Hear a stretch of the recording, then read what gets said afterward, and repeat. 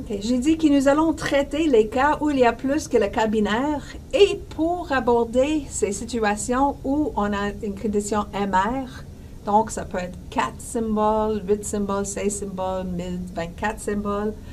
Dans ces contextes-là, il faut avoir un autre bagage mathématique pour attaquer le problème. Et ce bagage mathématique, on l'appelle l'espace du signal. Et nous commençons avec l'introduction de c'est quoi un espace du signal. Donc, cette partie est couverte dans la section 3.1 et sur le processus de Gram-Schmidt. Et pour le processus de Gram-Schmidt, je vais mettre un texte disponible sur le site web où il y a plein de sites web disponibles pour expliquer le Gram-Schmidt. Il n'est pas couvert dans le livre. Donc, à date, qu'est-ce que nous avons fait? On a dit que pour le récepteur linéaire d'échantillonnage, il faut avoir une règle pour la décision, pour le dernier bloc de décision. Nous avons développé la stratégie de maximiser la probabilité a posteriori ou de maximiser la vraisemblance. Si nous avons la probabilité a priori, nous allons maximiser la probabilité a posteriori, sinon nous allons maximiser la vraisemblance. On a déterminé qu'il faut utiliser une filtre adapté au signal pour maximiser le rapport signal à bruit. On a déterminé que le choix de forme d'onde est arbitraire. Mais nous avons seulement considéré 2 symboles et ce que nous allons aborder maintenant, c'est la généralisation à M symboles et éventuellement le calcul de la probabilité d'erreur. Donc, c'est ça notre but, c'est de généraliser et de pousser vers la probabilité d'erreur. Donc, on commence avec la construction de ce qu'on appelle l'espace du signal. Donc, c'est une moyenne mathématique pour attaquer ces récepteurs. Donc, étant donné que j'utilise la stratégie pour une règle ML et MAP, il faut l'analyser. Et l'analyse, je peux faire à partir de l'espace du signal pour ces récepteurs. Donc, ces règles de décision, on peut attaquer avec cette approche. Et ce qui est encore important, ce n'est pas juste d'avoir le bagage mathématique, mais c'est aussi de développer une intuition géométrique. Cette intuition géométrique va nous aider beaucoup quand nous allons voir une vaste variété de formats de modulation. Donc, pour comprendre pourquoi est-ce qu'il existe cette variété et comment exploiter la disponibilité d'une grande variété de modulation, ça va nous aider à atteindre une certaine intuition géométrique pour comparer et analyser ces différents formats de modulation. Et bien sûr, le but éventuel, c'est de calculer la probabilité d'erreur. Parce que pour un système numérique, c'est la probabilité d'erreur qui est la figure de mérite le plus important pour évaluer la performance. Donc, nous allons l'attaquer avec un développement d'espace du signal. C'est quoi l'espace du signal? C'est un espace vectoriel. Donc, si nous avons M symboles dans notre alphabet pour la transmission d'informations, ces M symboles peuvent être représentés dans un espace de dimension finie. Donc, étant donné que le nombre de symboles est fini, l'espace pour le représenter, l'espace vectoriel aussi, ça va être fini. En réalité, la dimension maximale va être de dimension M, mais il est possible que ça va tomber dans un espace vectoriel encore plus petit. Mais quand nous allons représenter le bruit dans l'espace vectoriel, nous allons voir que c'est un espace de dimension infinie. Donc, on commence avec cette discussion. On commence avec la discussion de c'est quoi l'espace de signal pour voir qu'est-ce que je veux dire quand je dis espace vectoriel qui représente des symboles qui sont finalement des fonctions temporelles. Et même chose, comment est-ce qu'on représente le bruit. Donc, notre objectif, c'est de représenter cet espace du signal. C'est essentiellement un espace vectoriel. Donc, vous avez tout étudié les espaces vectoriels depuis des années. Donc, c'est bien parce que nous allons exploiter l'intuition géométrique que vous avez déjà pour l'espace vectoriel pour attaquer l'espace du signal. Donc, voici une représentation d'un vecteur dans un espace vectoriel, ici de 3 dimensions. Donc, le vecteur, il pointe dans une certaine direction et il y a une certaine longueur. Donc, c'est ça le vecteur et ici, on peut le représenter avec 3 axes qui sont les vecteurs de base. Donc, les vecteurs de base, dans notre formation d'un espace du signal, les vecteurs de base vont être des fonctions temporelles. Donc, ça, c'est la différence entre ce que vous avez déjà vu et c'est ce que nous allons aborder maintenant. Mais il y a une correspondance très forte entre les deux. Donc, je sais que c'est un concept nouveau peut-être et je veux juste donner un exemple pour expliquer qu'est-ce qu'on cherche à faire. Donc, voici un exemple avec 3 symboles. Je vais envoyer 3 symboles et chacun des symboles vont avoir une forme d'onde différente. Donc, je commence avec le symbole 1 qui aura une forme d'onde qui est 1 pendant un tiers de temps d'un symbole qui descend à moins 1 pour le deuxième tiers de temps d'un symbole et après qui retourne à 0 pour la balance de temps d'un symbole. Le deuxième symbole va être représenté par nul pour commencer, après ça plus 1 et qui descend à moins 1, tout dans le temps d'un symbole. Le troisième symbole va être de plus 2 pour le premier tiers, retourne à moins 1 pour la balance de temps d'un symbole.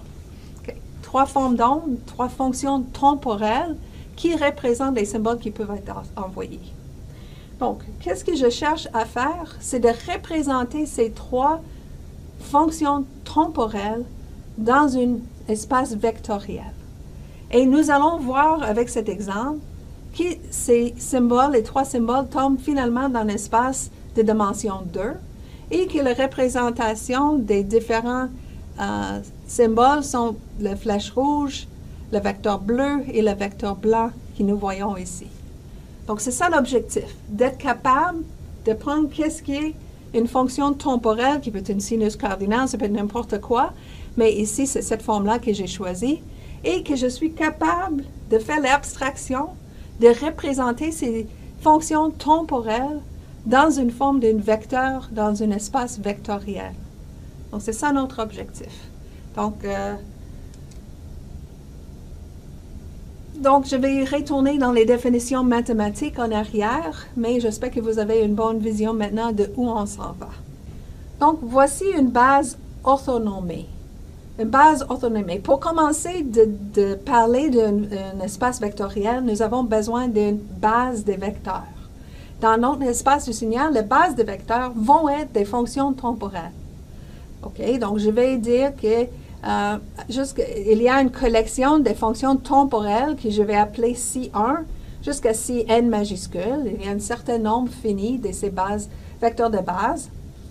Et je vais supposer que cette base est orthonormée. Donc, c'est pas, un espace vectoriel peut avoir un infini de bases et il peut avoir un infini de bases même orthonormées. Mais dans le cas de orthonormée, au moins, il y a quelques propriétés qui sont respectées. Première propriété, le produit interne, qui on écrit avec les braquettes ici, donc produit interne de 2 vecteurs. Et les vecteurs ici sont des fonctions temporelles, mais le produit interne est égal à 1 si les 2 vecteurs sont identiques. Et s'ils sont 2 vecteurs de base avec un indice différent, J n'est pas égal à I, à ce moment-là, ils sont orthogonaux l'un de l'autre. Donc, ça va donner 0.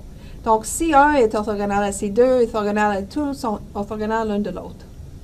Parce que c'est une base orthonormée, quand C1, quand je prends le produit interne de CI avec CI, J égale à I, je vais avoir 1, pas n'importe quel chiffre. Chaque 1 des vecteurs de base va de longueur unitaire. Donc, c'est une base orthonormée. Produit interne. Vous savez, c'est quoi le produit interne pour vos vecteurs géométriques que vous avez étudiés au cégep et au cours de première année peut-être. Mais le produit interne maintenant pour notre produit qui est nos vecteurs qui sont des fonctions temporelles, nous allons donner une définition qui correspond. Donc, la définition de le produit interne des 2 vecteurs est par définition l'intégrale de 0 à t majuscule, le temps d'un symbole, de le produit des 2 vecteurs. Donc, je prends le produit des 2 vecteurs et je fais l'intégrale par rapport au temps de 0 à t majuscule. Une autre chose, les M symboles, ça veut dire que le N, qui est la dimension de la base, est toujours plus petit que le nombre des symboles. Donc, j'ai dit qu'une collection de M symboles, ça peut être représenté dans une dimension, dans un espace de dimension maximale de M.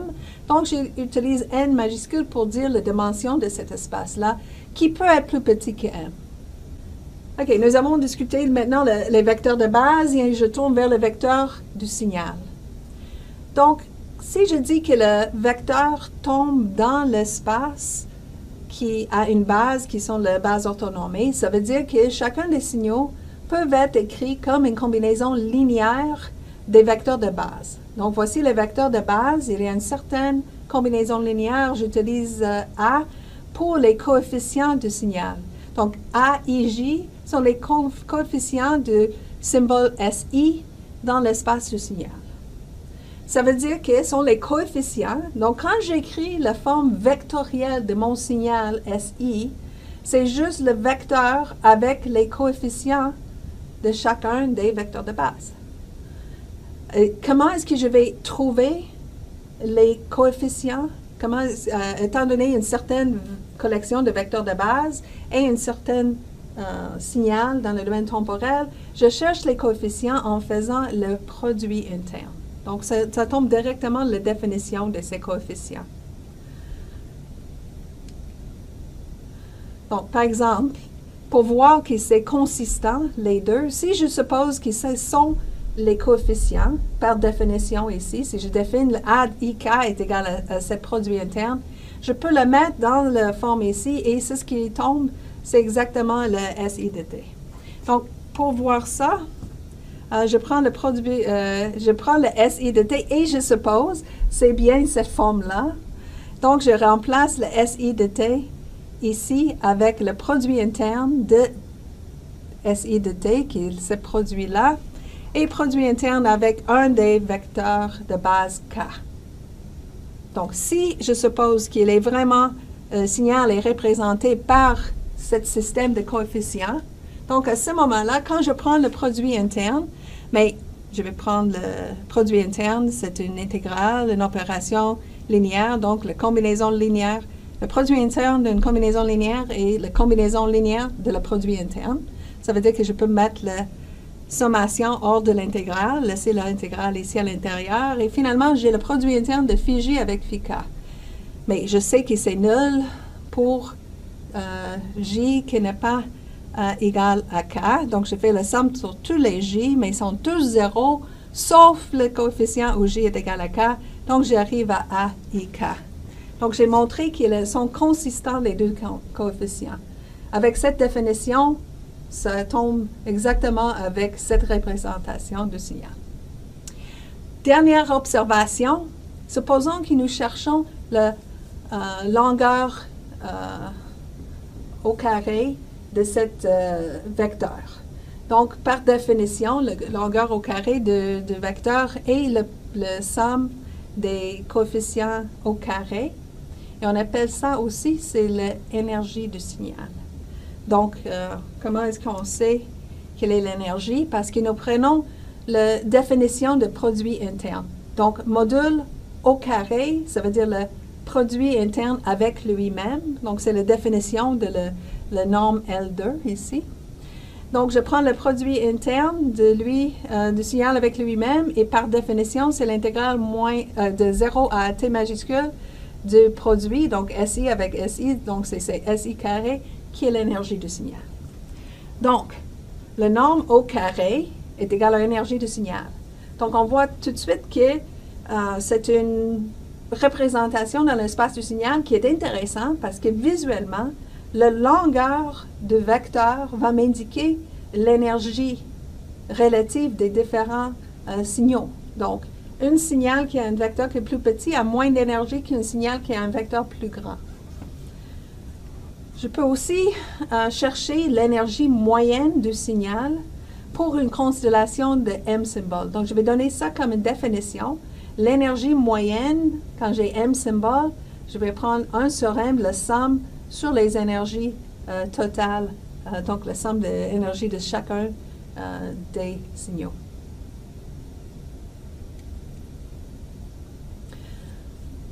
Donc, nous avons maintenant une manière de représenter les signaux dans l'espace de signal. Nous avons juste discuté le signal. La prochaine chose à discuter, c'est le bruit. Mais j'aimerais voir tout de suite un intérêt dans la représentation géométrique. Quand nous allons envoyer un certain signal, et si j'écris le signal dans le domaine l'espace du signal, j'aurai un vecteur. Donc, supposons que nous avons un espace de dimension 3. Ce sont 3 symboles qui sont envoyés dans cet espace de dimension 3 et ils sont représentés ici. Supposons que nous envoyons ce symbole-là. Normalement, au récepteur, nous allons recevoir cette pointe-là, une seule pointe dans l'espace du signal. Mais qu'est-ce qui est reçu n'est pas le signal envoyé. Ce qui est reçu, c'est le signal envoyé plus un bruit. Donc, qu'est-ce qu'on finit pour avoir au récepteur dans l'espace du signal sera pas ce point-là, mais c'est comme un nuage de points. Donc, il y a un nuage de points autour de ce point-là, parce que chaque fois que j'envoie ce vecteur, elle est décalée par le bruit.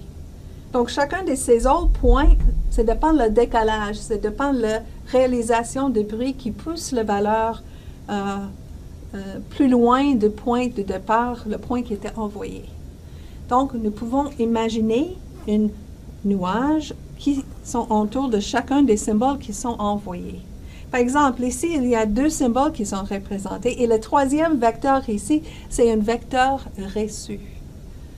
Donc, normalement, on va choisir quel des deux. Supposons qu'il est binaire, il y a juste ces deux, mais ça ne sera pas dans dimension 3, mais supposons qu'on va choisir entre SK et SJ, qui sont un peu décalés par le bruit, on reçoit R, et on aimerait savoir si c'est plus probable d'être SJ ou SK.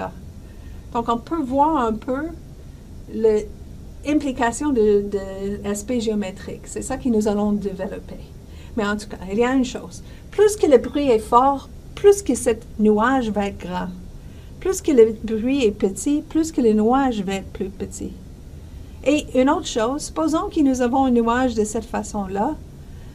Intuitivement, on sait aussi que plus que ces 2 points sont loin l'un de l'autre, plus qu'ils nous sont à un avantage. Donc, s'il faut choisir quel symbole envoyer, on aimerait avoir des symboles qui sont le plus loin l'un de l'autre. Donc, c'est ça l'avantage d'aller dans une interprétation géométrique. Nous pouvons voir les idées que nous allons implémenter mathématiquement dans une intuition géométrique.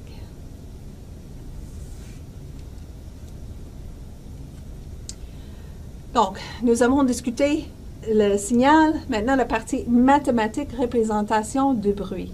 Donc, j'ai dit qu'il y aura un nuage. Donc, comment est-ce qu'on peut formuler ça mathématiquement? Premièrement, le bruit peut tomber dans un espace plus grand que l'espace du signal. J'ai dit qu'étant donné que c'est un nombre discret des signaux, il y a juste M, ça veut dire que ces M symboles peuvent être représentés dans un espace de dimension M. Mais le bruit, ça peut tomber n'importe où, parce qu'il n'est pas limité à ce qui a été envoyé. Ça peut être n'importe quoi, donc c'est pour cette raison qu'on dit que c'est un espace de dimension infinie. Ça veut dire qu'il faut avoir une base plus grande pour le bruit que pour le signal. Donc, qu'est-ce que nous faisons? Nous commençons avec la représentation de l'espace du signal. Donc, les vecteurs de base jusqu'à n ici, ça c'est la base pour l'espace du signal. Donc, supposons qu'ils sont les premiers n vecteurs de base pour l'espace de bruit, mais il faut ajouter d'autres vecteurs de base. OK, donc on va juste supposer que nous avons une infinie d'autres vecteurs de base qui vont compléter l'espace pour représenter le bruit. Donc, le bruit va être représenté encore une fois par un vecteur, sauf qu'au lieu d'avoir juste n éléments, il y a un infini d'éléments parce que le vecteur, c'est de taille infinie.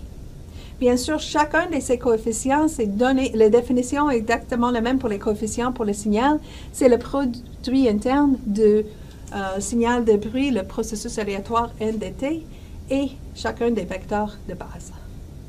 Donc, étant donné que nous avons fait l'extension de la base, il faut représenter le signal pour chacun des symboles, le signal avec cette extension de base. Mais elle est facile parce que on sait que notre signal tombe dans les n dimensions, la première n vecteurs de base, et tous les coefficients vont être nuls parce que les signaux sont limités à cet espace-là et ne peuvent pas arriver hors de cet espace-là. Donc, on peut avoir des coefficients additionnels, mais tous les coefficients vont être nuls. Donc, le signal reçu sera le signal envoyé, un des m symboles, plus le bruit, et on peut écrire cette forme temporelle dans la forme vectorielle dans l'espace du signal de cette façon.